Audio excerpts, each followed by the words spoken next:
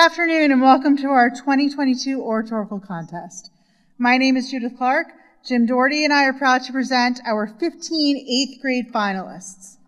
This is a full trimester project in which students select their own topic, complete research, and develop a speech. Of our whole 8th grade, these students and their speeches were chosen by their peers as the most successful presentations in individual class contests. Their work shows a dedication to quality and a passion for their topics. And while these finalists were selected, they were not the only high-quality speeches this year. Each of our students deserves recognition for their work and the courage it takes to present a polished speech to their peers. Introducing today's speakers will be Ella Wood and Taylor Burness. Thank you for coming to support our students and celebrate their successes.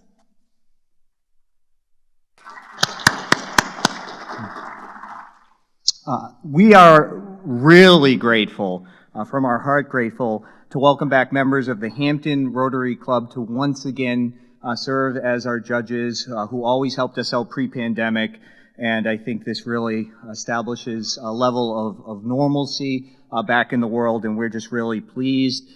In addition, we're also extremely grateful to Lori Cotter, our former colleague, who brought the Oratorical to Hampton Academy, and year after year comes back in to advise us and serve on our judging panel. So thank you very much, Lori. We appreciate that.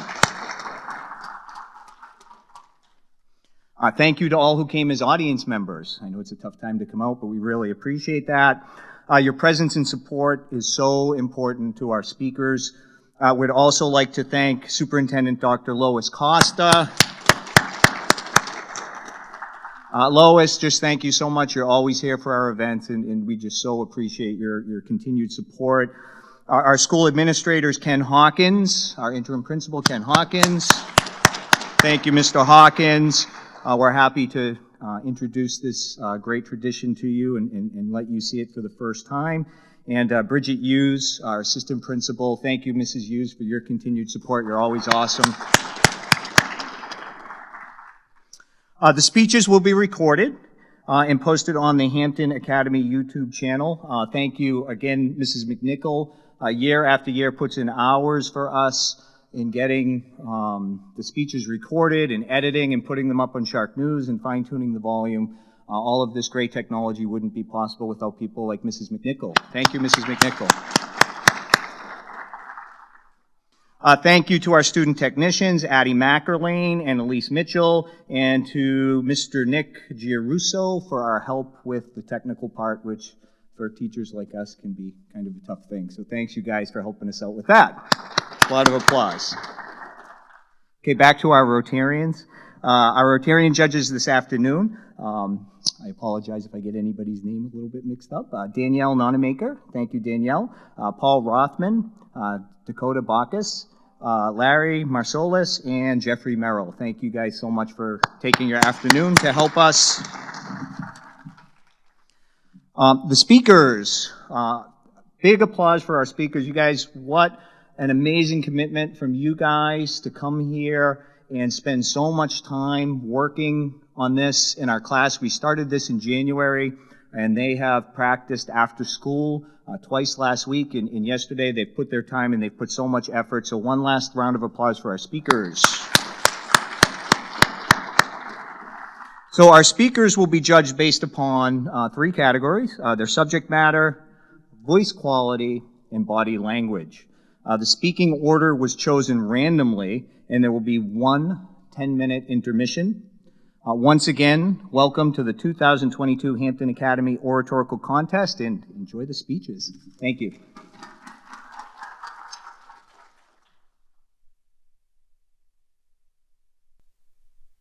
Our first speaker will be Ava Robinson with a speech entitled, "Birth Parents Should Be Checked On Just as Much as Foster Parents."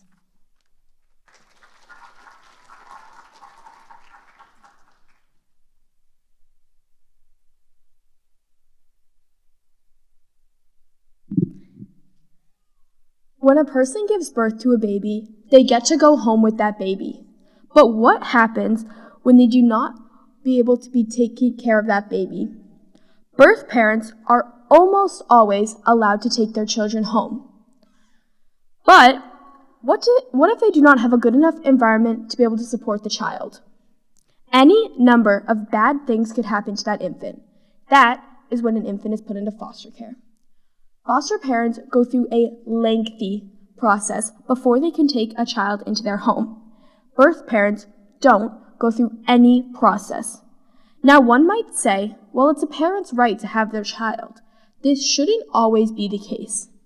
Some things that should happen for children are, firstly, people's homes and backgrounds should be checked before children are put into them. Secondly, if a child needs to be removed from their home, they should be brought to a relative that will love them and are able to take care of them before they are brought to random strangers in foster care. And thirdly, more people should be allowed to adopt and become foster parents. Birth parents' homes should be checked before children are put into them. According to babycenter.com, every day, roughly 385,000 babies are born in the world. And of that 385,000, 10,000 of those are just in the United States. That's a lot of babies that are being brought to homes around the world with unsupervised people. Now, saying unsupervised could be controversial, but no one is watching these adults.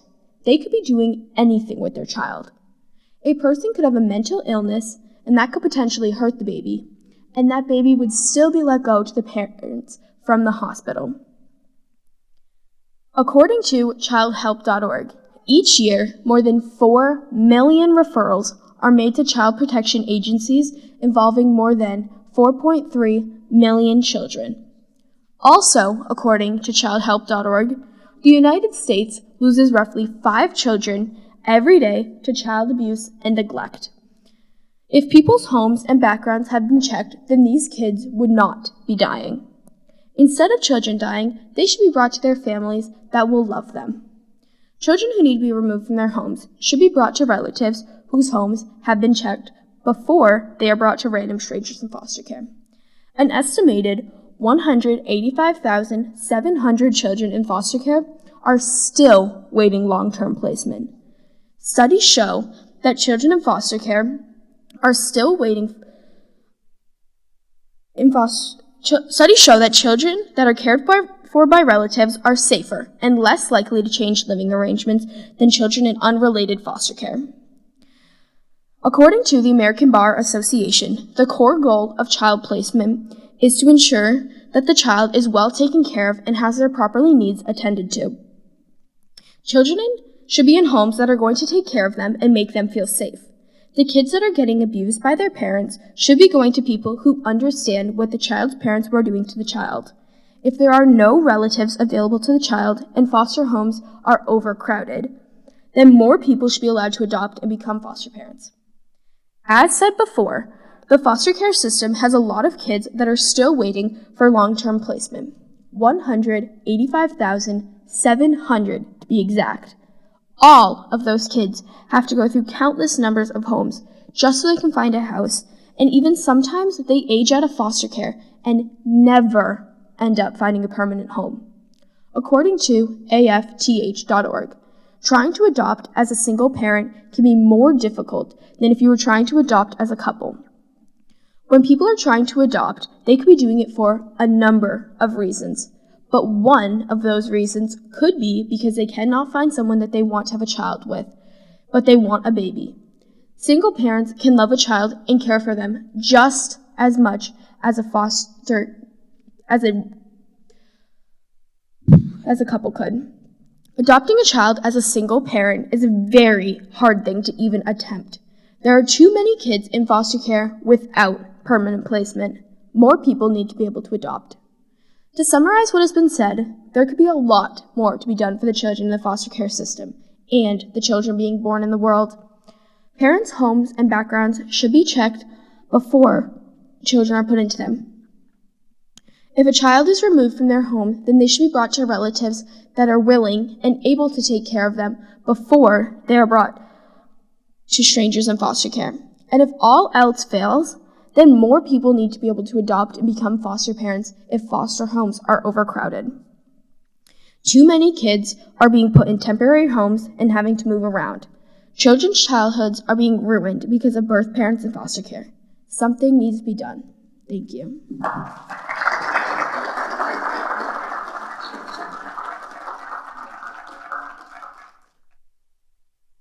Our next speaker is Moxie Clifford with a speech entitled The Butterflies in Your Stomach.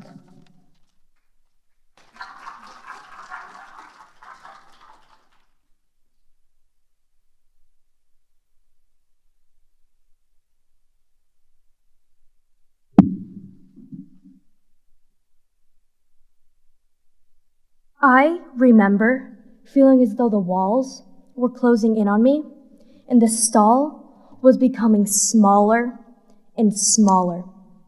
I started to hyperventilate. I remembered screaming and crying hysterically.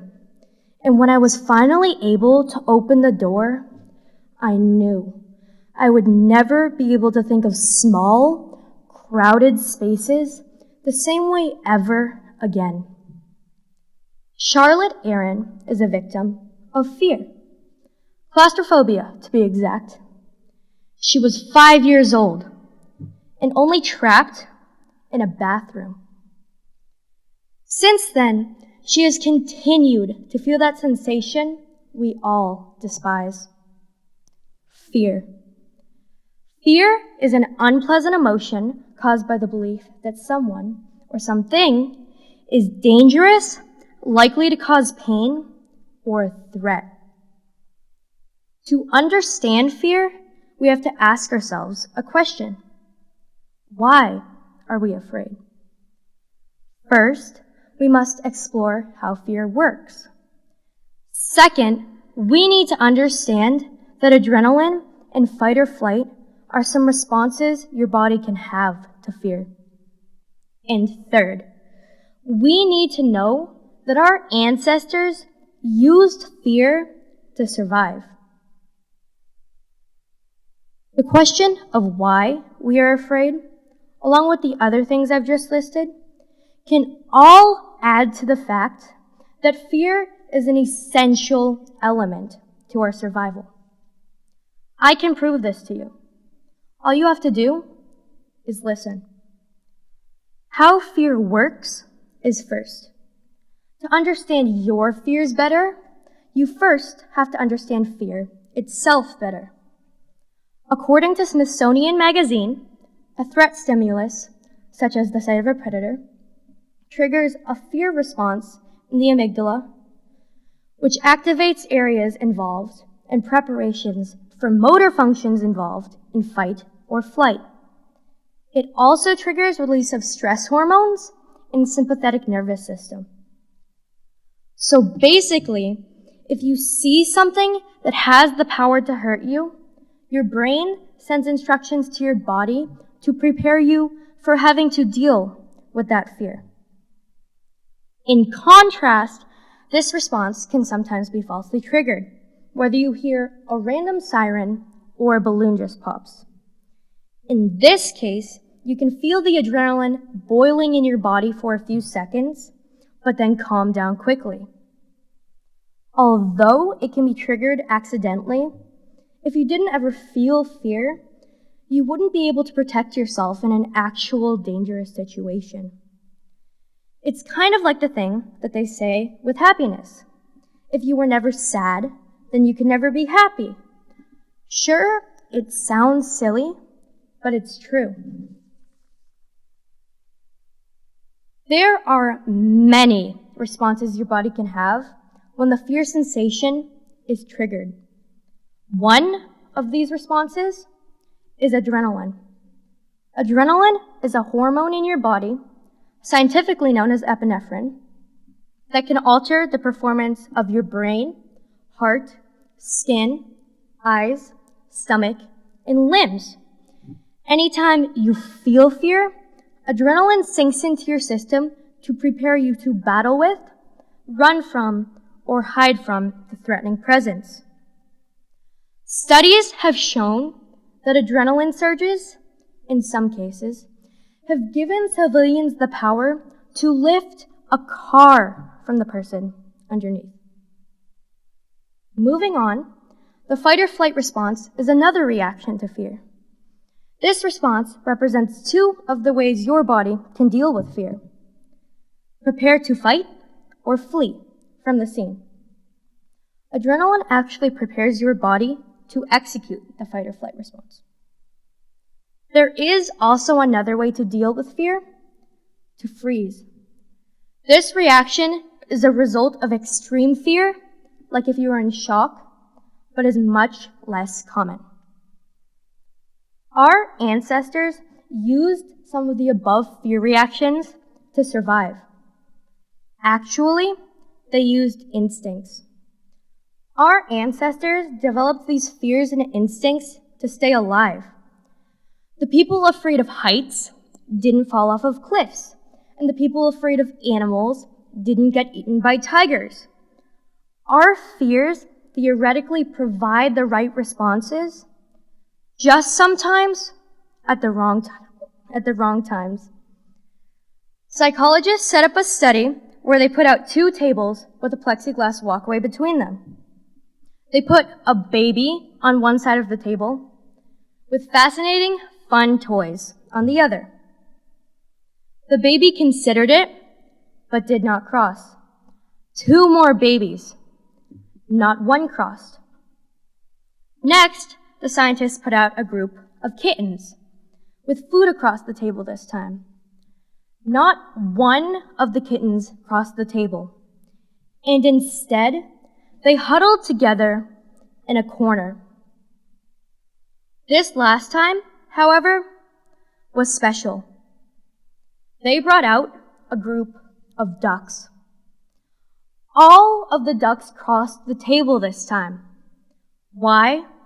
Because ducks can fly and are born knowing how to fly, and humans and kittens cannot fly. Some babies, along with the kittens, seemed more interested in crossing the bridge than others. This is because different people are afraid of different things, and different people are born afraid of different things. Now, the girl from the beginning of our story, Miss Charlotte Aaron, has begun to deal with her fear of claustrophobia. Some of the things she does to deal with her fear are to distract herself or to push the anxiety to the back of her mind. Some other ways to deal with your fears are to acknowledge that they are there and to understand that they can be positive. Fear may seem like a negative thing while in the moment, but it protects your body from actual potential threats. This, along with the other things I have talked about today, are all reasons why fear is an essential element to our survival. You cannot let it control your life, so you must learn to control it. Thank you.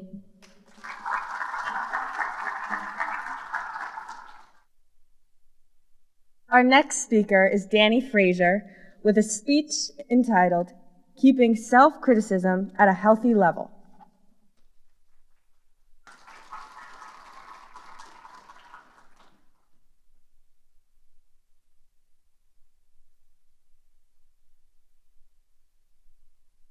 Degrading yourself is sadly a really common way people live their life without even knowing. The standards you set for yourself that aren't always reachable cause you to become extremely self-critical towards yourself. According to the American Psychological Association, self-criticism means the evaluation of one's own behavior and attributes with recognition of one's weaknesses, errors, and shortcomings. It is the impression you have of yourself. It is extremely common for a person to constantly degrade themselves and their abilities. So how do you keep self-criticism at a healthy level? One way is to understand where self-criticism comes from and how it's developed. 2, to know if it occurs in certain people. And 3, can you turn this negativity into problem solving? One might think self-criticism can be a great way to push and overcome certain problems. Yes, maybe it can help you achieve some of your goals, but it gets to the point where it's overly obsessive and negative. Pushing yourself too much will actually do the opposite of achievement. It will drag you down and make you feel worse about yourself. Out of anyone in the world, you are the toughest critic to yourself. So where does self-criticism come from? How is it developed? Self-criticism develops over time. This criticism usually starts at a young age when being surrounded by loved ones or peers. For example, say you come home from school and you got a really bad grade on your math test. Your parents get aggravated with you, but with good intentions. You take this criticism the wrong way, so the next time you get a bad grade, you will automatically criticize yourself for not being good enough. It's a constant pattern. Growing up with a lot of pressure being put on you by your parents will lead you to be just as critical on yourself when you're older. According to Psychology Today, children whose parents are more controlling and less affectionate grow up to be more self-critical adults. Many disorders can develop from being too critical on yourself. The most common one is depressive disorder, which is the disorder that causes depression. People that struggle with intense self-criticism tend to find themselves to be less productive and isolate themselves from others. Society can also play a huge role in self-criticism. Gulf News states, "We as a society are judgmental because we lack acceptance." Not only do we as a society struggle to accept each other, but we also can't always accept ourselves. Now that we know why and how self-criticism is developed, is it more common in women than men? Yes, women are more self-critical on themselves than men are. Even though women are affected more, it doesn't mean that men don't struggle as well. But it has been scientifically proven that women are affected more. According to Thrive Global, women are more prone to developing internalizing disorders like anxiety and depression compared to men. Women focus a lot more on their appearance and worth ethic that they forget to focus on their own worth. A recent Yahoo survey taken by 2,000 women showed that women criticize themselves at least 8 times a day. 42% revealed that they never compliment themselves, and 46% revealed that they criticize themselves at least once before 9:30 a.m. There are also impossible standards that are unreachable set in our society for women. Women expect so much from themselves because everyone around them also expects everything back from them. They always have to be perfect. Overall, it is true, women are affected and more critical on themselves than men are. When struggling with intense self-criticism, a really good way to fix it is by turning it into problem solving.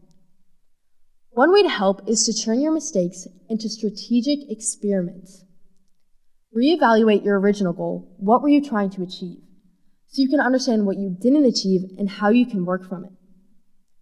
Another way to turn your criticism into problem solving is to not become mad or sad about not reaching your goal, but to see it as a challenge.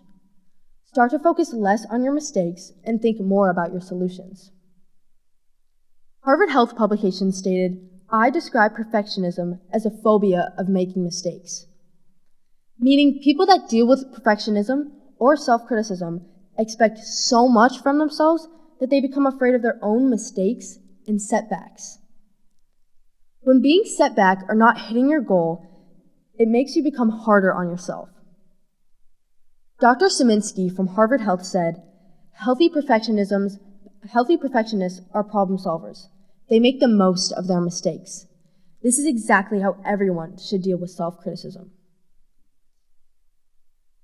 Keeping self-criticism at a healthy level can happen in many ways.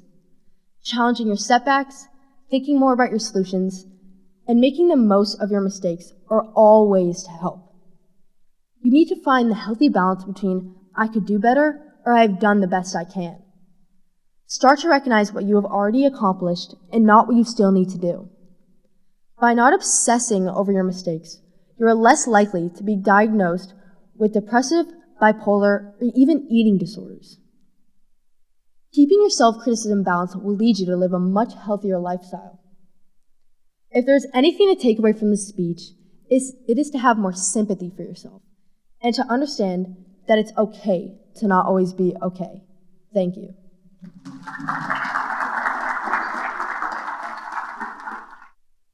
Our next speaker is Elizabeth Furtado with a speech entitled, Disappointment, It's Not Always a Bad Thing.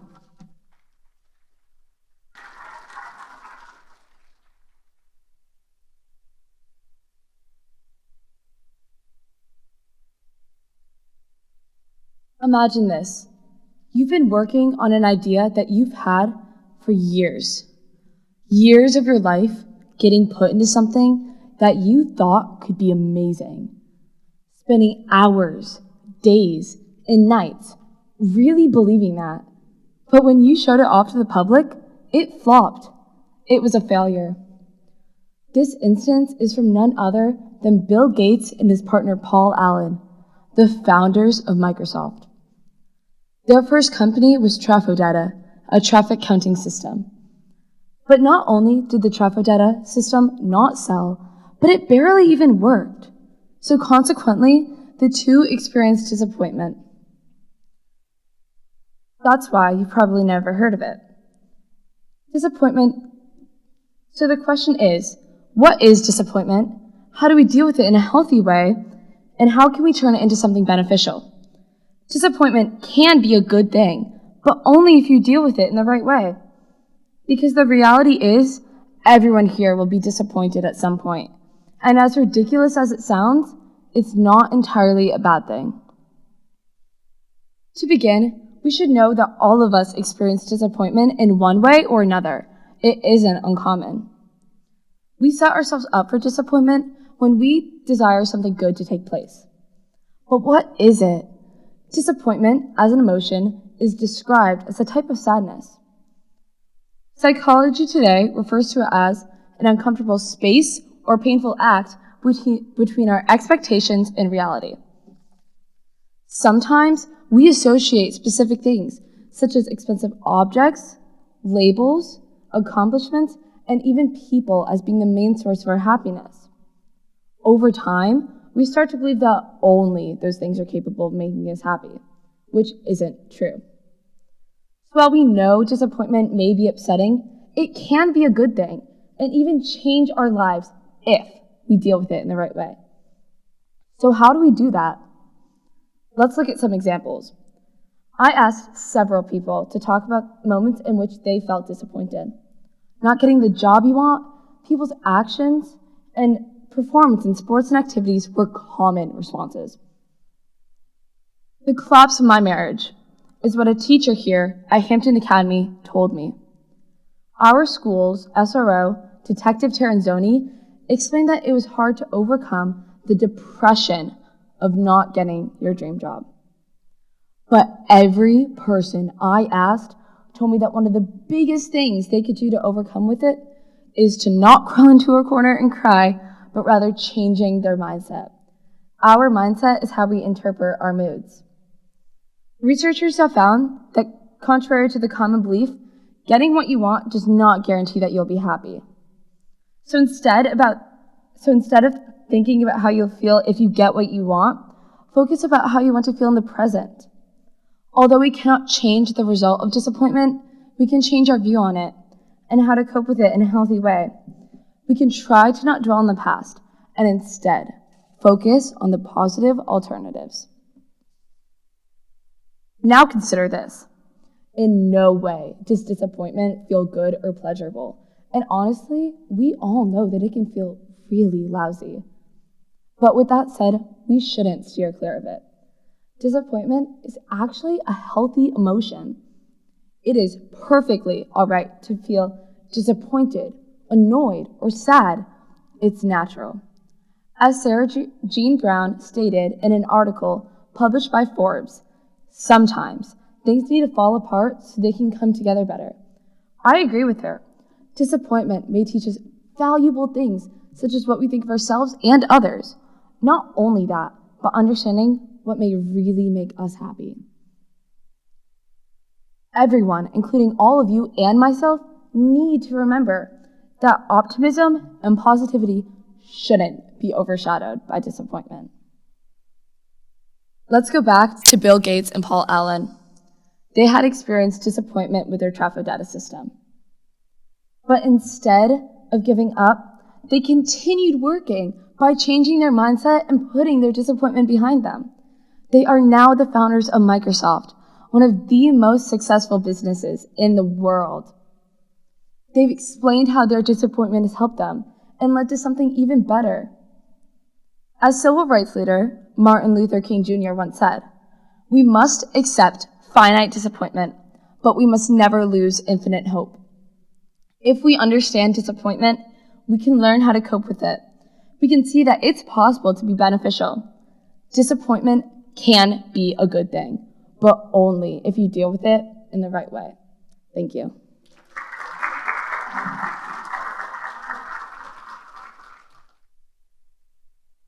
Our next speaker is Jana Sami, and her speech is titled, "Racism Around the World Needs to Stop."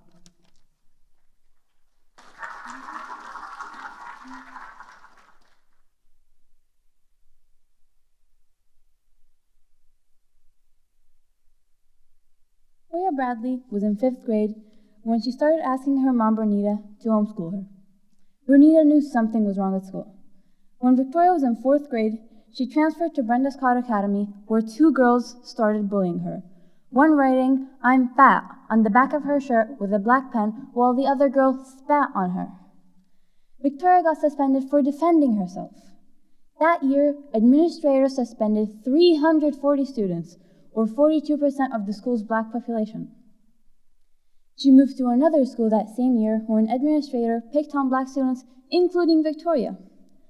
By 5th grade, she had attended 5 different schools because of the color of her skin. This world is changing horribly through racism. Most of you sitting here have heard of racism. Racism relies on the concept of race, which was theorized in a group of people based on their skin color. Modern race is based on physical features, skin color, or membership in a cultural group. Black, Latinx, Asian, and mixed-race people's life are attributed to racial identity. People need to stop being racist. In order for racism to end, people need to be educated on the types of religious racism, how racism affects mental and physical health, and how violence caused from racial discrimination has terribly affected people. In today's world, religious racism is too common. Islamophobia is the fear of Muslim enemies by showing discrimination against Muslims with human rights. Islamophobia manifests through hate crimes, law discrimination, and prejudicial criticism, and is widespread in places where Muslims don't live. Although it had existed for hundreds of years, it started being used more commonly in the 1990s. Islamophobic viewpoints are based on generalizations from individual events, but also include the belief that Islam advocates war, terrorism, or even barbarism. After the attack on September 11, 2001, hate crime against Muslims increased. By 2015, reported hate crimes against Muslims in the United States had increased to 257. In Europe, Muslim women are at risk for being the target of Islamophobic hate crimes more than Muslim men. Islamophobic propaganda led to the killing of Muslims, mostly in Bosnia and Herzegovina in the 1990s and Myanmar, Burma in 2010. Another type of religious racism is anti-Semitism. Anti-Semitism is hatred or discrimination towards Jewish individuals, communities, or institutions. Although the term Semite originally referred to the Semitic language of the Middle East, the word anti-Semitism wasn't cast until the 19th century. Some common pretexts from the anti-Semitism include that the Jews are an inferior race or the chosen people. Allegations also include that Jews are involved in a secret conspiracy controlling global finances, politics, media, entertainment, science, and technology. In 2010, the FBI reported that 60.2% of religiously motivated single-bias hate crime incidents were targeted at Jews. In the United States, acts of anti-Semitic violence have included mass shootings in Jewish communities. A study by the Anti-Defamation League in 2019 recorded the highest number, 2,107 anti-Semitic incidents, including harassment, assault, and vandalism, mostly in Jewish cemeteries. Racism can have a horrible effect on people's mental and physical health.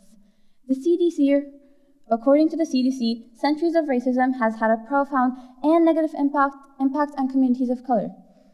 The impact is pervasive and deeply embedded in our society, affecting where people live, learn, work, worship, and play, which causes unfairness in access to social and economic benefits.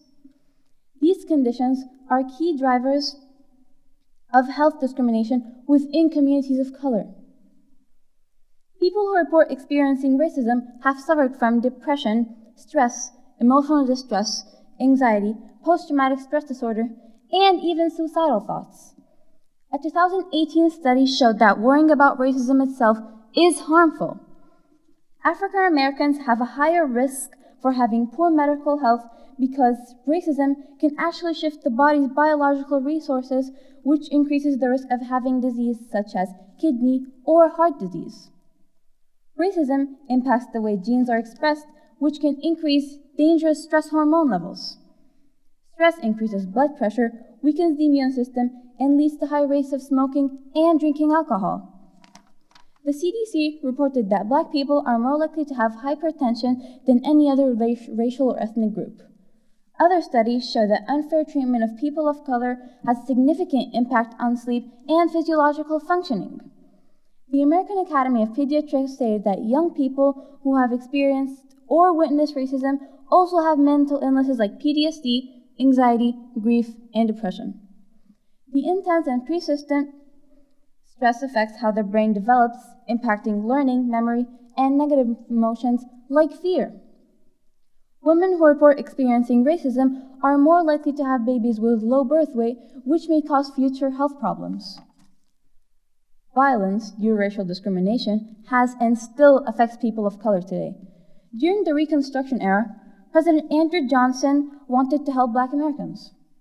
Black schools were vandalized and destroyed, and Black citizens were attacked, tortured, and lynched. Families were attacked and forced to leave their land.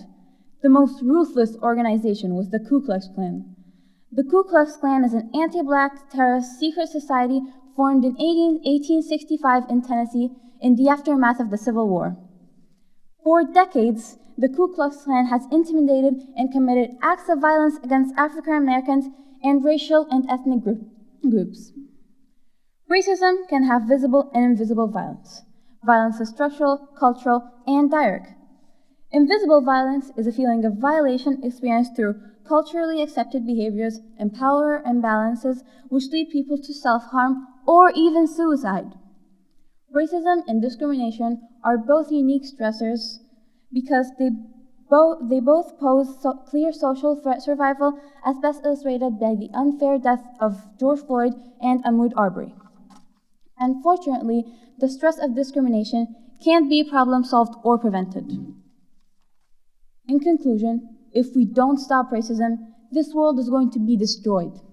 The Prophet Muhammad, peace be upon him, said, "O people, your Lord is one. There is no preference for a white over a black, nor for a black over a white, except with piety. People are from Adam, and Adam was made of dust." Victoria Bradley probably won't let her future kids go to school. The more racist you are, the more you're killing people's mental and physical health and making them afraid to face the real world. And as Angela Davis said, in a racist society, it is not enough to be non-racist. We must be anti-racist. Thank you.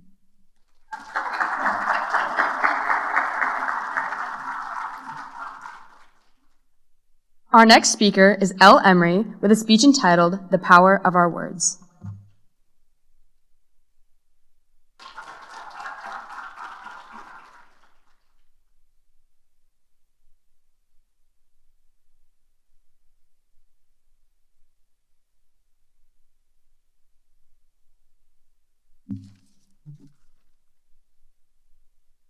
Imagine having your career ruined by something as small as a rumor. These words ruin your reputation, and the people that used to be your friends won't even look in your direction. They say don't believe everything you hear, but most people just do. People believe what they hear on the news, and their choice of sources can make all the difference. People also believe rumors, especially when they hear them from a trusted source. Just a single lie has the power to ruin someone's livelihood.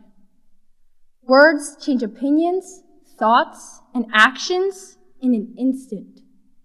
Public words from the media or politicians not only sway the views of individuals, but they influence the world. The news is one of the only ways to gain information in today's world. This makes it the most powerful source of words. A reporter's job is to write their stories quickly and make them appealing. This can lead to incomplete information that can be reported incorrectly. For example, in 2014, Canada's Parliament Hill was attacked. The shooter had recently converted to Islam. The media saw the fact that he was Islamic and reported theories that this crime was in the name of Islam. After this, reports stated that several Muslims were attacked and brutally killed all over Canada. According to CBC News, one man hit a family of Muslims with his car and killed every one of them. Some people heard a few words on the news and decided to attack an entire religion. Reporters and other media personalities need to understand their power and the potential harm they can cause. An article by the Penn State Psych Department states, "Media can affect relationships, consume our time, and most concerning, influence our opinions and thoughts." An example of this is January 6, 2021. The media was reporting the Capitol riot live and adding their own sides to the story. ABC News' documentary, Homegrown, Standoff to Rebellion, says that the government hate the civilians felt on that day was justified by years of oppression from authorities and political leaders. On the contrary, Fox News called January 6th Insurrection Day. Some sources are in the middle, like NBC, who interviews witnesses and uses quotes instead of adding opinions.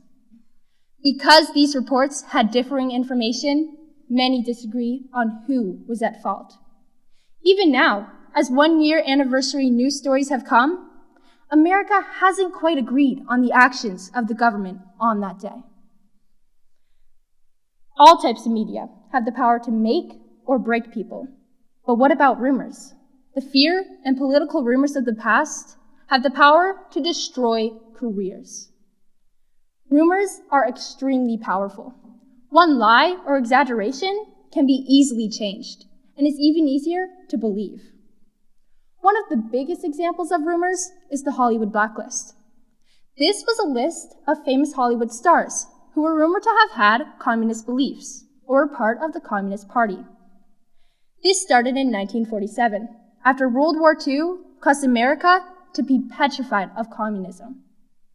The House of Un-American Activities Committee, also known as the HUAC, made this list. While this group was part of the government, historical records show that over 62% of entries to the blacklist were lies or rumors. Britannica states, though the hint of suspicion was enough to end a career with these stars. But most entries on the blacklist were rumors. This statement is proven by Charlie Chaplin, a famous Hollywood actor who was put on the list.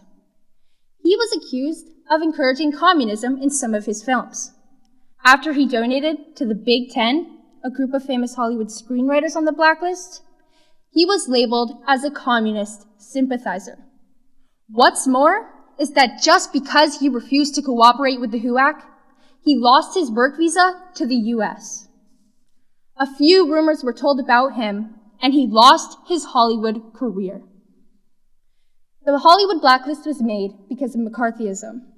This was an era when Senator McCarthy of Wisconsin was appointed to lead the HUAC. He was the man behind all investigations of communist beliefs in America at the time. The thing is, McCarthy never found any evidence against his suspects. According to the US Senate, by 1950, some of America's leaders were very concerned with McCarthy's allegations. He used rumors and exaggerations to convince America that these people were a threat. The words that this list held and the allegations that were said were career-ending to many stars. In all, the power of words is all around us and influences everyone and everything. The words of the news continue to be a dangerous power of the modern world. While rumors of the past changed history, they have proven to be career-ending. Words hold the power to change the world around us for the better or the worse. What will you do with this power from now on? Thank you.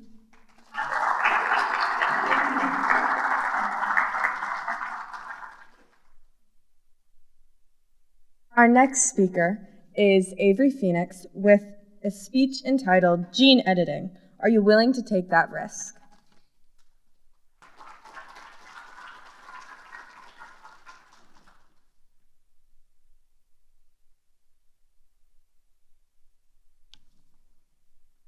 It's 10 years into the future, and your friend decides to have a baby. She says she is going to have a brunette girl with green eyes. How is this possible?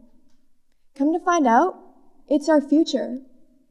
Is this new craze immoral, or could it be beneficial? Gene editing should be regulated. Many think that gene editing may help eliminate genetic diseases and mutations. However, there are serious risks. For one, gene editing is dangerous. Along with this, some may use it in vain ways, such as giving their baby special skills or certain characteristics. Furthermore, gene editing may negatively affect society by showing that there are bad genes. It should be highly controlled, since consequences can come with editing natural genetics. Gene editing can be very risky and harmful. If genes aren't carefully edited, irreversible diseases could form. CRISPR-Cas9, a tool used to edit genes, can make unwanted changes. Cas9, the protein that cuts the DNA, may damage genes when they are being changed because the wrong sequence may be put in. The process might also increase the risk of getting cancer or delete genes that weren't meant to be touched. The Times UK states, "Sometimes when you think there's no damage, there is damage just further downstream." When scientist He Jiankui edited the genomes of the twin girls Lulu and Nana, he disabled a gene called CCR5, which allows HIV to enter cells. Jiankui was aiming to protect them from the infection, but instead, he unintentionally caused a mutation in other parts of the genome, making it easier to become infected. This could affect their health in unknown ways and make them more vulnerable to other diseases. Genes make up who you are, but what if that information was exposed? When people send their genetics to companies to find out their ancestry, data may get stolen. First-party companies, such as 23andMe and Ancestry, send personal genetic information to third-party companies so they can make new medicine and drugs and research different kinds of diseases.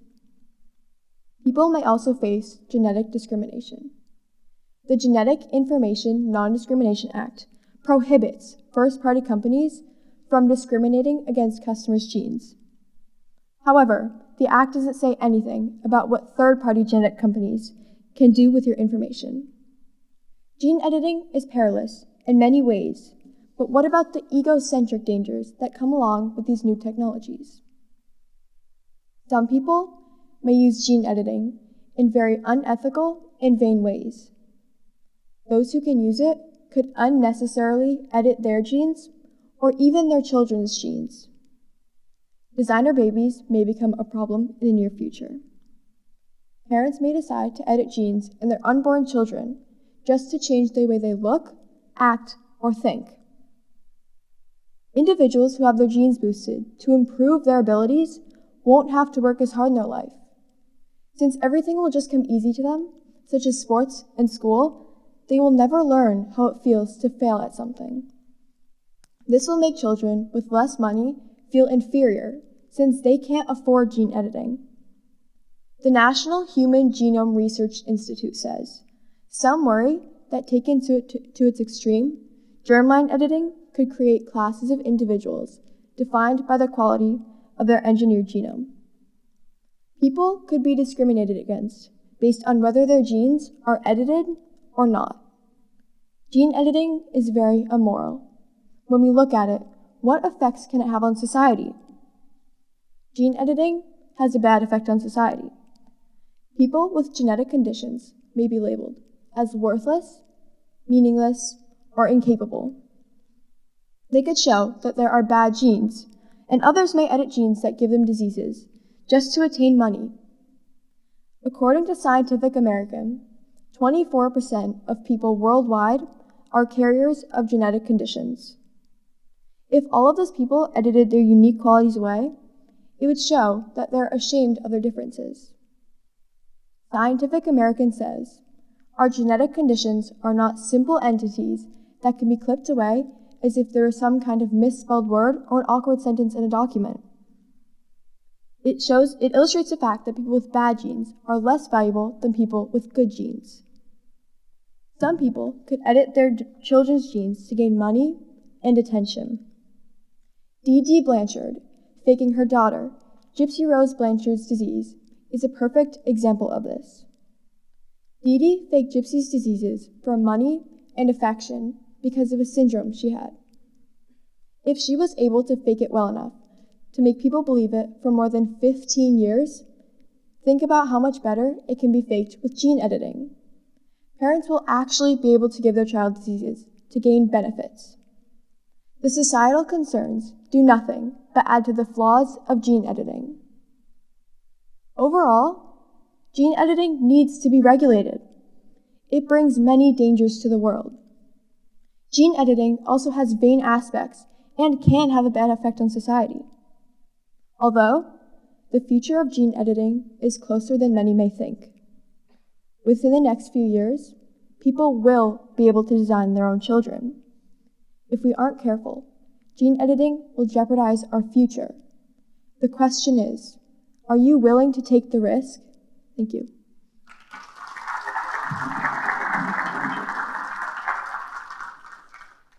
Our next speaker is Erin Muldoon with a speech entitled The Irrationality of Revenge.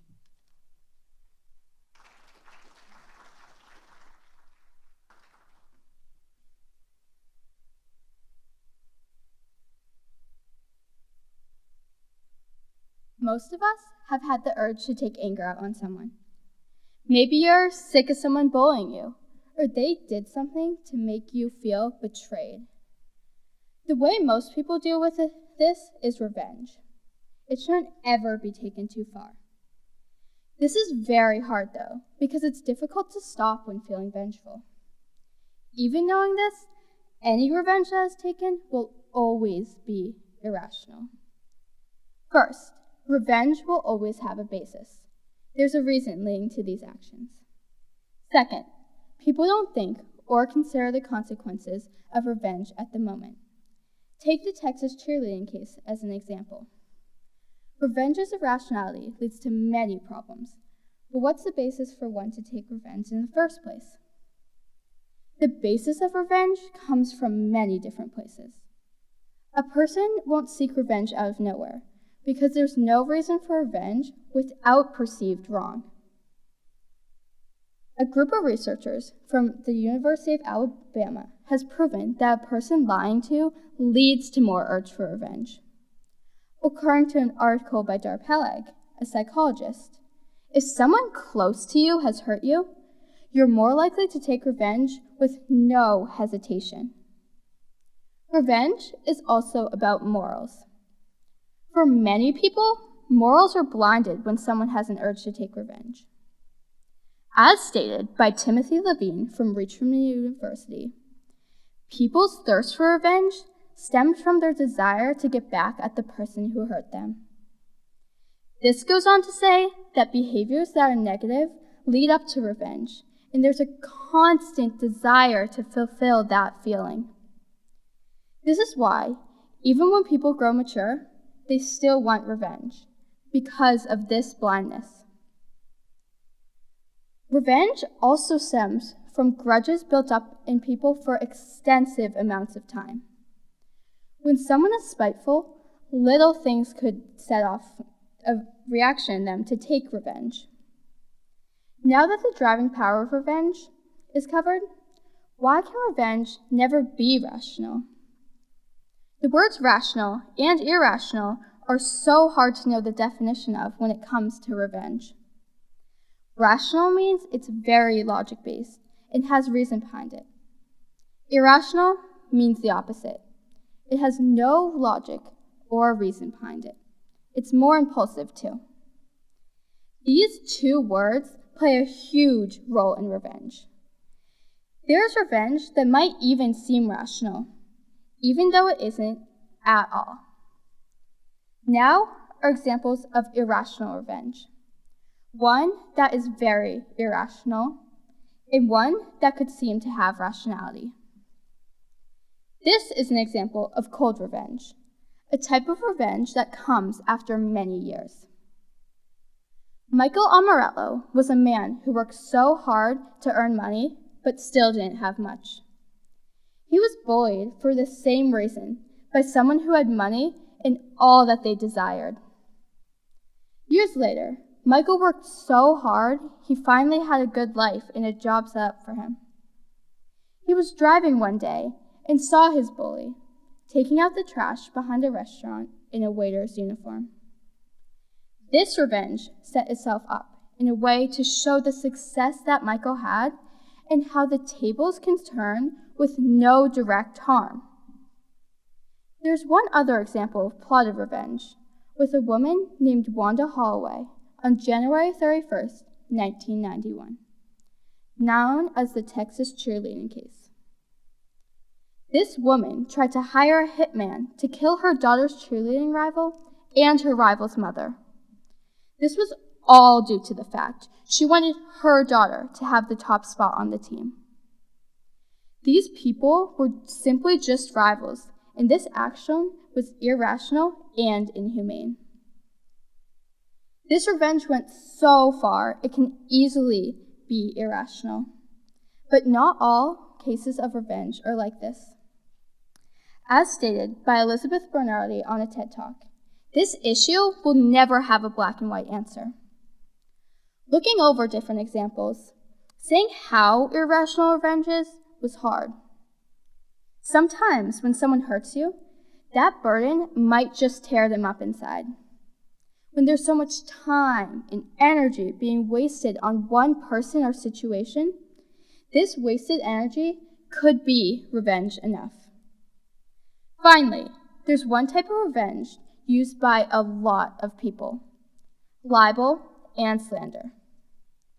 If someone's looking for vengeance, they might just take it to themselves to publicly shame someone and ruin their reputation. They might not want to hurt you in the same way, but they would go far enough to ruin your reputation and make sure people know the hurt you caused them. All these examples have one thing in common. They are all irrational. This is why revenge is and always will be irrational. There's no real way that the words too far mean the same for everyone, and some examples may even seem more clear. So when there's just a single thought of revenge, you have to decide. Will it come off better or worse than what was planned? Maybe you're just letting it play out for itself. Any way of revenge, just remember, it will always be irrational. Thank you.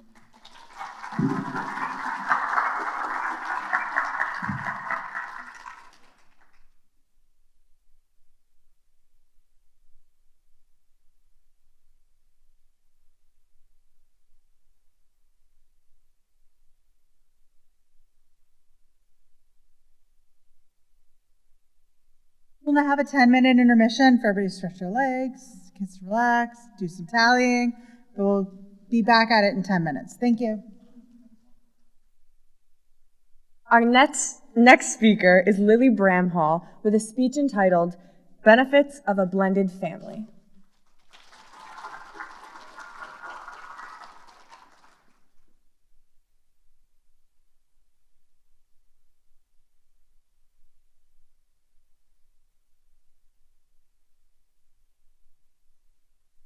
the Brady Bunch, the Parent Trap, Fuller House, all have something in common. They are all blended in step families. Some of you here may have friends who are part of step families, and others may be part of one themselves. There are so many benefits of a step family. There are fulfilling experiences and new journeys and memories that can be made. There are lifelong bonds and experiences that some people don't get to experience. One might think that a step family can be chaotic and wild, with fights and lots of tension, but there's more than that. One benefit of a step family is new role models in your life to look up to. Another point to why step families are beneficial is more new siblings to have in your life. Lastly, you'll make new memories that you'll hold in forever, which is a huge benefit. When you have to transition over this new lifestyle, you gain a new role model in your life.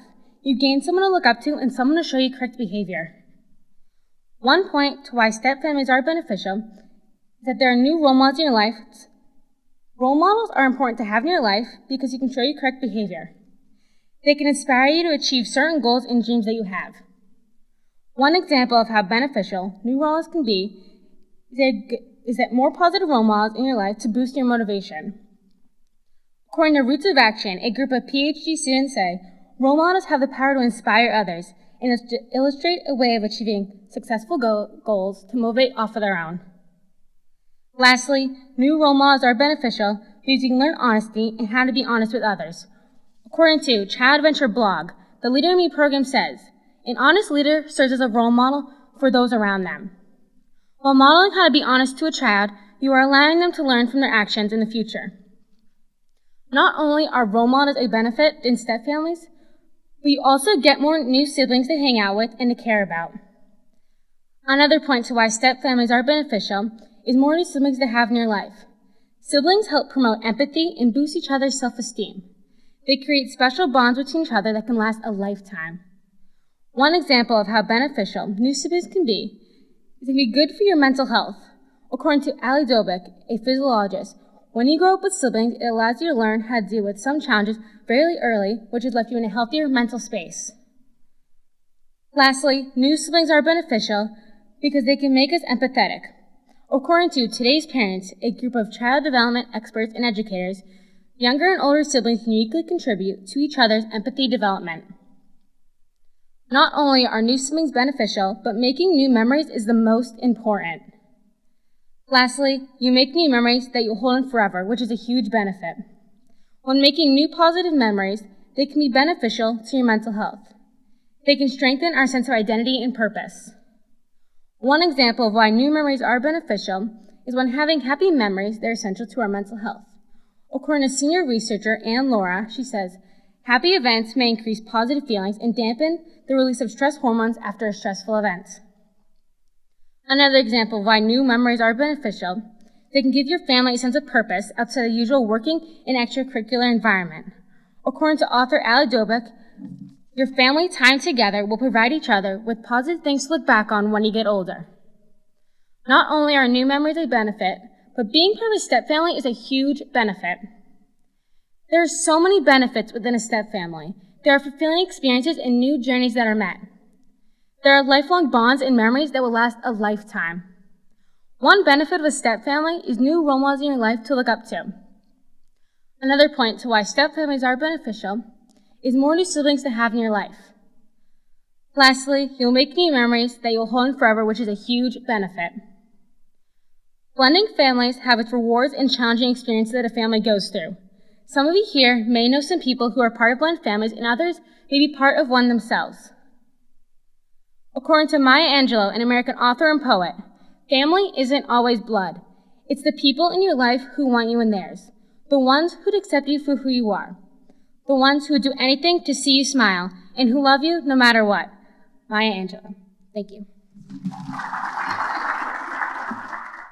Our next speaker is Cece Hersey with a speech entitled, Every Cloud Has a Silver Lining.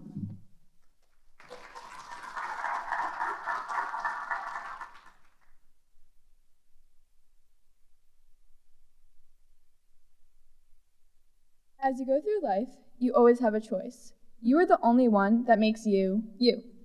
You are also the only one that can control your body, mind, and emotions. Keeping in mind that every cloud has a silver lining is one way to stay positive when dealing with difficult situations and working towards solutions. Everyone makes mistakes, but learning from those mistakes and growing better because of it, it is critical to leading a life that is positive and filled with happiness and self-reflection. Choosing to either have a growth mindset or a fixed mindset is also very important in how you look at life and all that life can bring. Having this positive mindset helps to get through the daily circumstances that everyone goes through during life. When you're down or not feeling the best about yourself, no, it's not something that could easily be changed. But with repeated practice and making a conscious effort to have positive thoughts will change you physically and emotionally in so many ways. For example, if you are nervous about an upcoming test, you can think the worst to yourself and say, I'm going to fail this, or I can't do it. This is called having the fixed mindset. It's like a negative prison that won't allow you to succeed. People with low self-esteem or negative body images typically think down on themselves, which leads to this fixed mindset. On the flip side of that coin, you could also think, I will try my hardest, or I will succeed in doing well on this test. This is called having a growth mindset. It's a way to think about the future in a positive way, knowing that good things will happen if you believe in yourself and are a good person. Audrey Hepburn, who is a British actress and a humanitarian, once said, "Nothing is impossible. The word itself says, I'm possible." This is a great example to show that believing in yourself and always trying your best is a must. These two differences are major. Having that fixed mindset makes you think the worst of your situation and of yourself. Growth mindset helps you so much more. It allows you to see the good in yourself in whatever situation you are in. In addition, self-reflecting on past mistakes in a positive way can also lead you down the right path. In this case, instead of being down about something you did wrong, think about how you handle that same situation in a positive way next time. Taking the time to self-reflect on your successes and your failures will help you grow as a person. It can also help you in being a support for someone else that may be struggling with the same situation that you did. Henry Ford, the founder of the Ford Motor Company, once said, "The only real mistake is the one we learn nothing from." This is important to keep in mind during self-reflection. Patients that suffer through long-term illnesses don't think of keeping their head up and can easily focus on their failing health. One example of a long-term illness that affects thousands of people each year is cancer. Cancer is something that does not go away easily and can last a very long time. People who get it do not always have a positive mindset to the sickness. Patients with cancer are faced with two choices: to give up and surrender to the sickness, or to fight the sickness. When patients have this growth mindset, they say, I will beat this cancer, I will get better, I will survive. These thoughts and statements are very powerful. Having a positive approach with things and keeping positivity going is critical to winning a battle with cancer. It is crazy of how much having this positive mindset can affect you. The mind is a powerful thing. Making sure that you think positive thoughts, hope for the best, and always have a growth mindset are ways that you will live life happily. Making a conscious effort to not play into this fixed mindset and self-reflecting on mistakes you make to grow are also very important factors. Not just knowing, but believing that every cloud has a silver lining is one way you will reach these goals. Thank you. Our next speaker is Lucy Galveston. Playing the blame game is only for toddlers.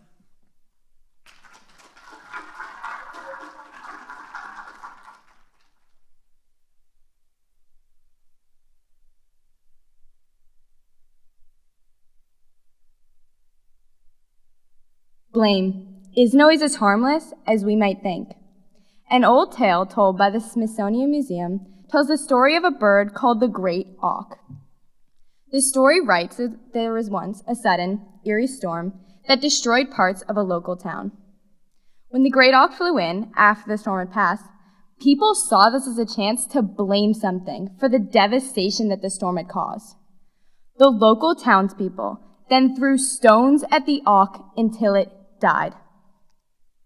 In summary, people were so quick to blame and so desperate to find some sort of scapegoat that they blamed a bird for causing a storm. Seems ridiculous, but in reality, blame is used like this constantly. Blame is when you assign responsibility for a fault or wrong. As I researched blame, there were a few things that became very apparent. First of all, there is a major social aspect of blame. Second, another function of blame is to deflect disapproval. Also, most people blame and don't take responsibility for their actions. Finally, blaming can become a serious problem. After a while, blaming other people may become a habit. It is clear, after researching, that playing the blame game should only be for toddlers. Before you jump and blame the minute you get embarrassed or feel guilty, stop and think. Could blame have a more harmful impact than you think? Let's start with the most clear point, which is the fact that in a social environment, blame is used to control other people's behavior by invoking guilt or shame. This use of blame can really hurt your social life, but blaming friends and loved ones is pretty common. Author Stephen Stosny, who has a PhD, said that people usually carry more guilt and shame concerning the ones they love. Stosny said that with loved ones, simple disappointment can feel like rejection. In other words, when we feel guilty or embarrassed around loved ones, we carry that guilt and shame around for longer. Two professors from University of Southern California and Stanford studied this theory. They researched blame in social environments and discovered a thing called the self-image goal. One of the main goals that people have is for people to see them as socially acceptable. This results in them blaming others in order to have themselves viewed better. Another very distinct point to consider is that blame can also be used to deflect bad feelings or disapproval from others. When your parents say that they are disappointed in you, that is one of the worst feelings ever, and unfortunately, many people can relate. However, when your parents say that they are proud of you, that is an amazing feeling. Stanford University says that praise is the counterpart of blame.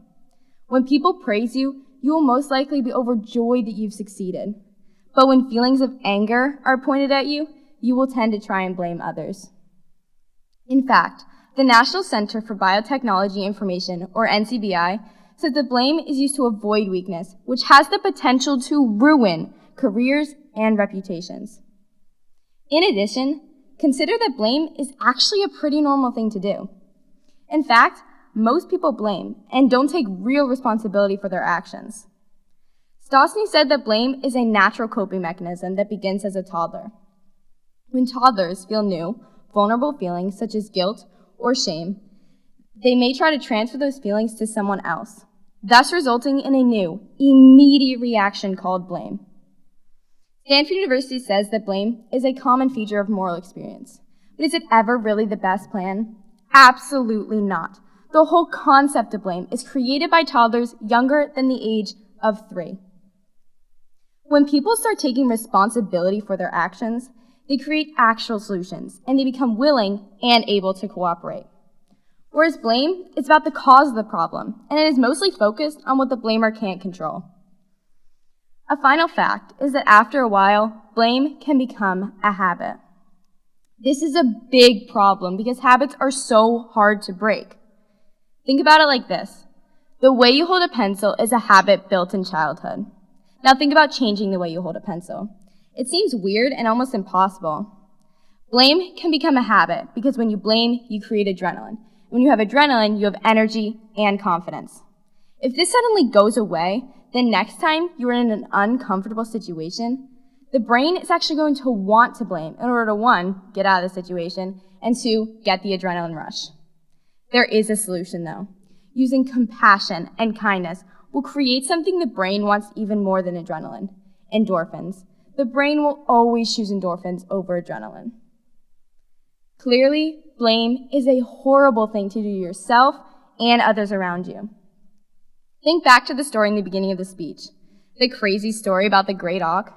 That poor bird was blamed for a natural disaster, and now the species of the great auk is extinct.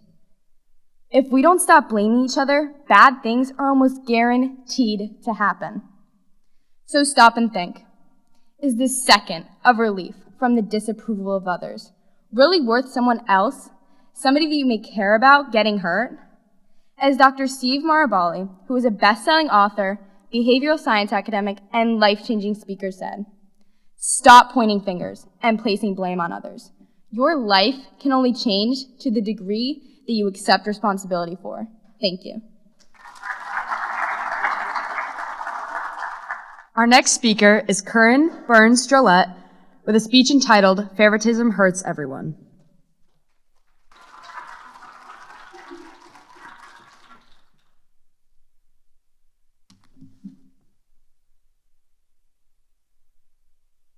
Favoritism. What's the first thing that comes to mind when you hear that word? You probably thought of family because it's the most common example. But there's probably a lot about favoritism that you don't know. First, everyone involved in favoritism is harmed by it. Second, favoritism can increase the risk of mental and addiction problems. And third, what can cause someone to be their favorite? Favoritism can lead to depression. Let's look at Tyler's example. Tyler is a kid whose dad favorited his sister. If his sister wanted to watch TV, he had to change the channel. And she always got to pick which restaurant to eat at. This led Tyler to feel terrible. The unfavorited child grows up with a feeling that no one really loves them. And any love that they do get doesn't really feel real. For example, there was a father, and on every Father's Day and his birthday, his wife and children would always throw him a big party, but he would never really feel like it was real. He would never really accept that they loved him so much. But the favorite child can grow up feeling the need to stay the favorite, which can end up with them not really being themselves. The child often reflects their parents, which can result in anger and avoidance from both the child and the parents. This can end up with them having a strong feeling of resentment towards their parents. The end result is that the child may never see their parents again out of anger and avoidance. And that would just be a terrible thing. So what causes favoritism? Favoritism can be caused by age, gender, and outward appearance. For example, if a mother had blonde hair and one of her daughters had blonde hair, she may favor that blonde-haired daughter over another daughter who had brown hair or red hair. Also, the oldest child usually sets the expectations for the rest of the children.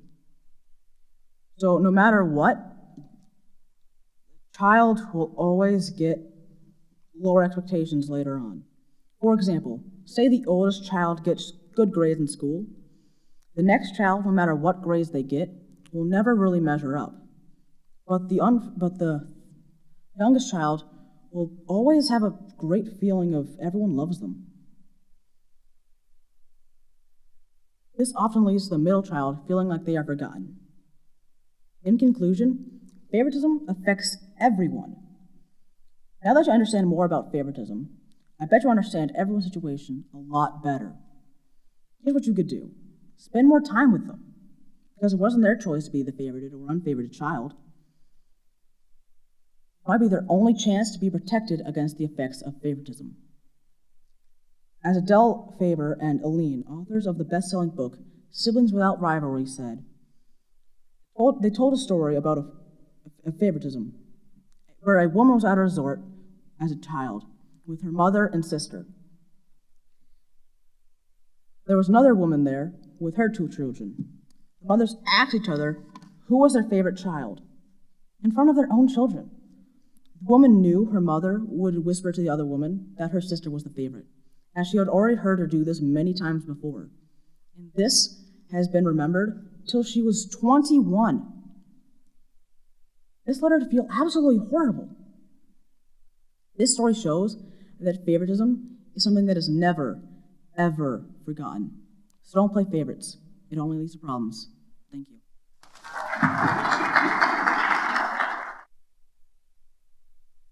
Our next speaker is Mackenzie Hodge with her speech, Take Down the Confederate Monuments.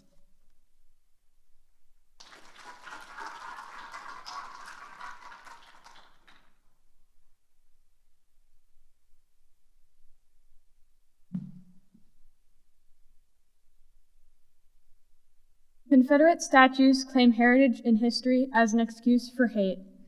Everyone has learned about the Civil War and the Confederacy and were taught about the atrocities of slavery. So, why are there statues commemorating the people who fought to preserve slavery? These offensive statues must be removed from public squares and places of celebration, and rather placed in museums where their context can be properly explained. Some might argue that removing these statues is erasing history, but they were never teaching the true history to begin with. These statues were erected during the 1890s and the 1950s, with a spike between the 1900s and the 1920s during the racist Jim Crow era. This was part of the lost cause interpretation of American Civil War history, which was the effort to alter history to cast the Confederacy in the best light. One of the most clear reasons these statues must be removed is that the statues glorify people who fought in favor of preserving slavery. Another is that these statues misrepresent history through lost cause ideologies. Glorifying people who fought in favor of preserving slavery is unacceptable. These statues must be removed because they misrepresent history through lost cause ideologies. Most of these monuments were erected by an organization called the United Daughters of the Confederacy, in which they used these statues to warp people's perception of the Confederacy. According to the article Roots of a Bitter Legacy, written by Karen L. Cox, the statues didn't appear in great numbers for more than 30 years after the war and were the product of a determined effort by the United Daughters of the Confederacy to champion the lost cause narrative that Southerners were not rebels or traitors, but rather patriots defending states' rights. This further proves that the statues were erected years after the war, between the 1900s and the 1920s, during the racist Jim Crow segregation laws. According to How the Southern Socialites Rewrote Civil War History, Vox, the United Daughters of the Confederacy, or the UDC's main purpose was to spread lost cause ideologies, most prominently the ideas that Confederate soldiers were heroic, enslaved people were happy, and that the main root of the Civil War was not slavery, but it was rather states' rights. Believing that these statues were not erected with racist intentions is plainly false, as the United Daughters of the Confederacy not only erected Confederate statues, the organization also erected a memorial to the Ku Klux Klan, or KKK, which was a racist terrorist group prominent when the Confederate statues were built, according to Greg Huffman, a North Carolina attorney. Overall, these statues were never to teach the true history. The monuments and statues were used to teach an altered racist history. The United Daughters of the Confederacy most definitely had racist intentions when erecting these monuments, making the statues rooted in racism and a misrepresentation of true Civil War history. These statues must be removed because they are honoring the men that fought against the abolition of slavery. What does this say to the enslaved men and women freed after the war and their descendants? The New Orleans mayor sent in regards of the removal of 4 Confederate statues in the second decade of the 21st century, asking African Americans, or anyone else for that matter, to drive by property that they owned, occupied by reverential statues of men who fought to destroy the country and deny that person's humanity seems perverse. It seems absurd. The first example of a Confederate statue is the Robert E. Lee Monument in Charleston, West Virginia. Robert E. Lee has an astonishing 223 statues, busts, monuments, and place names. Lee is so glorified that it is often forgotten his decision to support a slave state, and he was a central figure in championing lost cause ideologies, according to Insider. These monuments painted Lee as a hero, rather than what he truly was, a man who was a traitor to the United States. The second example of a Confederate statue is Jefferson Davis in Richmond, Virginia. Davis has 148 statues, busts, monuments, and place names. Davis was an idolized figure, as was Lee, and a central figure in Lost Cause ideology, which served to erase slavery and celebrate the Confederacy as heroic.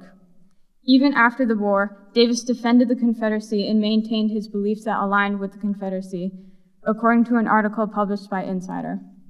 Overall, refusing to remove these statues is further contributing to the idolization and reverence of the Confederacy and further reinstructing racist ideologies as well as white supremacists.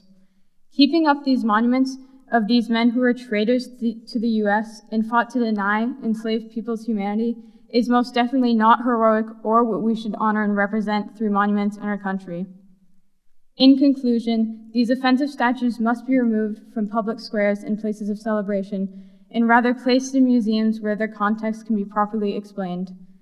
These statues misrepresent history through lost cause ideologies and glorify people who fought against the abolition of slavery.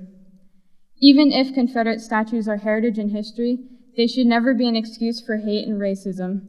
The Confederate statues are only a small part of the racism and injustice in the United States, but removing them is a step forward in the right direction and a step towards further supporting people of color. Thank you. Our next speaker is Abby Lord with a speech entitled, Superstitions, What Are You Really Afraid of?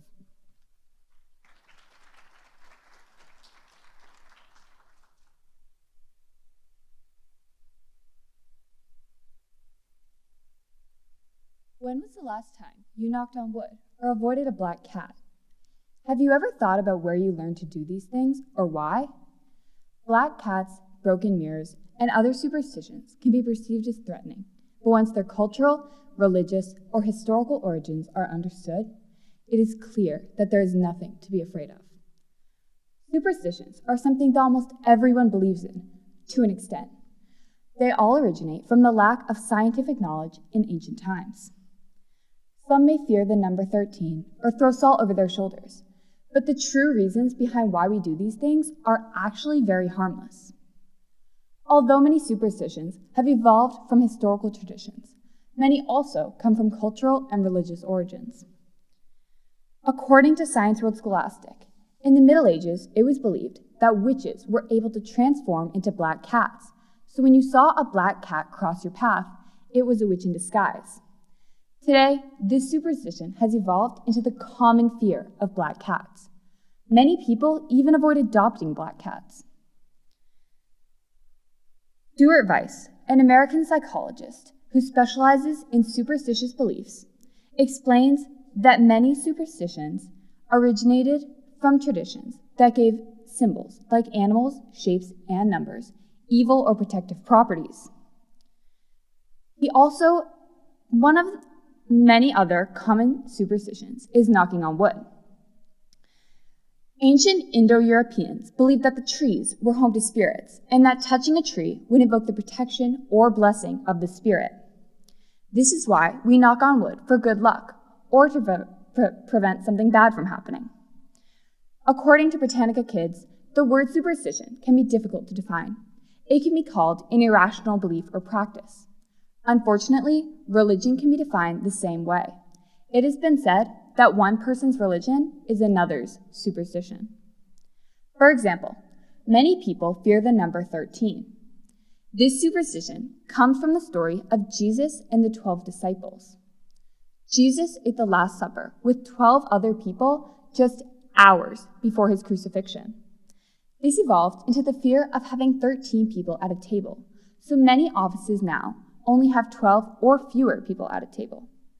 Not only that, but many tall buildings avoid having a 13th floor, and the fear of 13 has become so common that it even has a name, triskaidekaphobia. The fear behind superstitions is often irrational, but believing in or practicing these superstitions is harmless. Many superstitions also have historical backgrounds. Most superstitions that originate from historical backgrounds have reasons that relate to how valuable the objects were in the past. David Saussure, a psychologist from Kansas State University, claims that many superstitions originated from ancient traditions that gave symbols like animals, shapes, and numbers evil or protective properties. These superstitions are influenced by ancient traditions and folklore rather than common sense. In ancient times, salt was one of the most valued items that someone could have because almost all food was preserved with it. If someone spilled the salt, this could cause their food to spoil. Instead, they would pick it up and throw it over their shoulder. Throwing salt over your shoulder was like throwing it into the face of the devil, and the devil would not be able to come spoil your food. Hanging a horseshoe above your doorway comes from ancient times, when iron was a rare and valued material. If someone were to come upon an iron horseshoe, they would hang it above their doorway to show it off. This eventually evolved into the superstition of hanging a horseshoe above your doorway for good luck. There is no true reason behind why we should attach a deeper meaning to these objects. We have taught our children and ourselves to believe many superstitions to explain the ancient unknown. In ancient times, humans didn't have the scientific knowledge that we have today. The unknown can be frightening, so they created ideas to explain the reasons for certain occurrences. Some of these ideas traveled with the evolving humans over the centuries, and they have become many of the superstitions and myths that we have today. For example, thunder was one of the occurrences that people were the most frightened by. They thought that the cause of thunder was from the gods being angry, and that rain was from the gods being sad.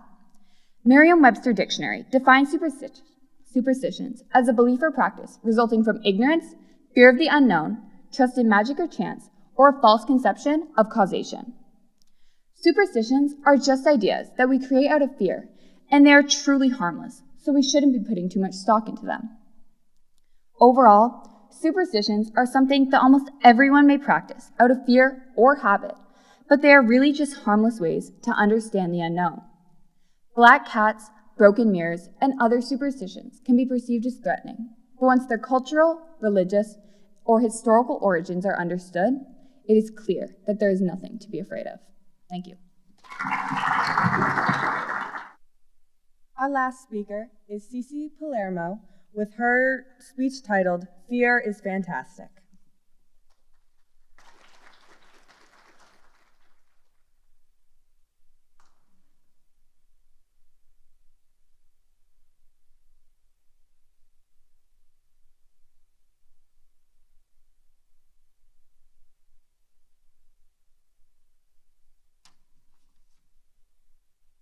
Fear, dread, alarm, terror, panic. These are all familiar words we dread, but fear is not always bad. Though some may say that fear has been a negative force in their lives. Fear has three important functions. 1, it is not bad. 2, it keeps you safe. And 3, it helps us survive as humans. Fear can keep you safe in dangerous situations, but many people say that fear has ruined their lives. Though, most of the time, fear plays a big role in keeping us safe, and fear is essential for our survival. Fear is not always bad. In some instances, it is actually good. When you're scared, an adrenaline rush fills your muscles with oxygen, which gives you more strength and stamina, which can overall help you in a bad situation. Fear can also be a warning to be careful. When the human body senses fear, it instantly reacts. You may experience a faster heartbeat, heavy breathing, and a blood pressure increase. Though, depending on the person, your reaction to fear may vary. In the article, Living on an Edge, by Thomas J. McCarthy, a science professor at UMass Amherst, he says, "If you don't pass through fear, you will never know what's behind it." Fear protects us, and it keeps us safe. Sometimes it can actually make us become superhuman. When the human body detects fear, it releases reserves of energy that are normally inaccessible, which is how we become superhuman. Doing something that scares you is proven to make you stronger and grow your confidence. It is also good to get outside of your comfort zone. Fear is the path to success, and it keeps you aware of the threats around you. Without fear, you may make bad or life-threatening decisions. A quote from Robin Sharma, a Canadian writer, says, "The fears we don't face become our limits," which means that if you don't push yourself to face your fears, those fears become your limit. The human body can survive without fear. Fear is processed in a part of the brain called the amygdala, which you can live without. There's a procedure called an amygdalotomy in which you get your amygdala surgically removed. As a human, you can survive perfectly fine without an intact amygdala. Though, one very big side effect of getting an amygdalotomy is aggression. People who have undergone this surgery say that it is very hard to control their aggression. In the early 1890s, Frederick Goltz, a German physiologist, started conducting experiments on dogs to remove the amygdala. Dogs had similar effects that humans do today, such as rage and aggression. Though, with a lack of natural fear, it can be very dangerous to have a regular lifestyle. So even though your body can run without fear, it is extremely dangerous. Without fearfulness, your body is more likely to make bad or life-threatening decisions. Taylor Hanson, an American musician, once said, "Sometimes fear's good. Sometimes it's a good thing to have a reality check." This is a great example that there are times in which fear is good, and it will give us a reality check to help us. In conclusion, fear does many good things for our body, such as keeping us safe, and it helps us survive as humans. So even though fear can be intimidating, remember that overall fear is good, and it helps us survive. So rethink what fear, dread, alarm, terror, and panic really mean. Thank you.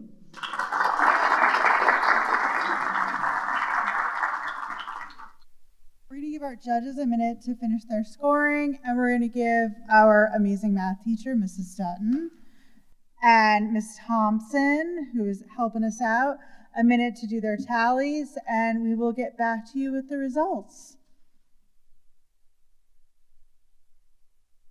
Okay. Okay, we have our results. So thank you. Thank you again to the judges for coming in. Thank you again to the participants and our audience. We really, really appreciate it. So we will announce in no particular order, finishers 6 through 15 in no particular order.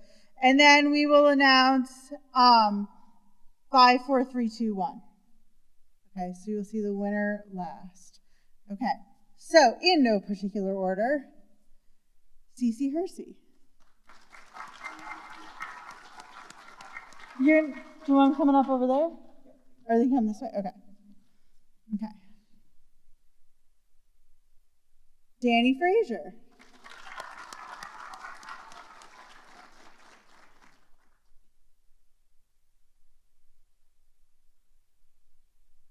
Sami.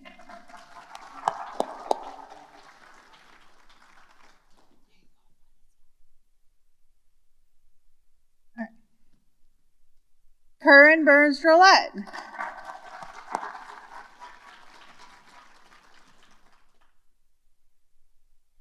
Ava Robinson.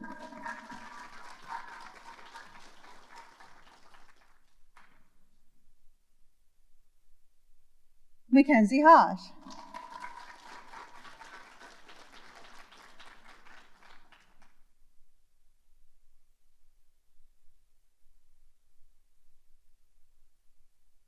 Avery Phoenix.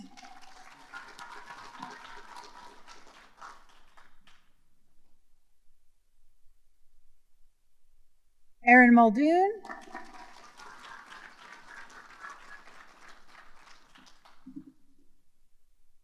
And Lily Bramhall.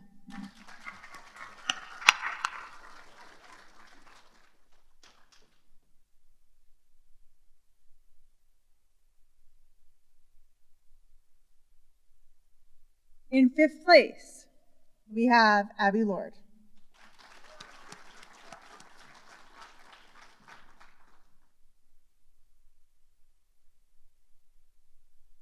Did I miss somebody?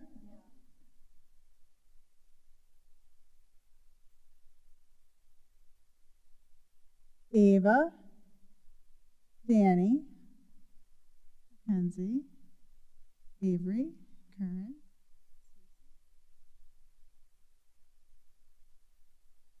There's only 9 on my list. Oh, okay.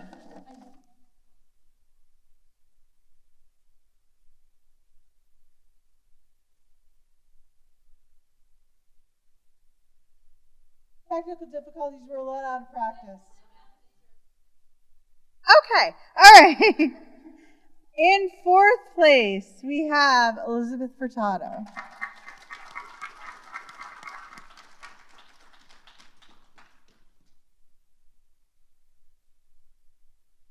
In 3rd, we have Moxie Clifford.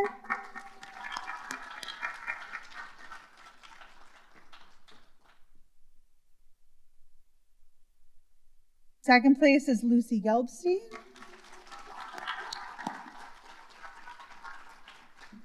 Oh boy. Okay, you're good, you're good. All right. And the winner of this year's Oratorical Contest is lEmery.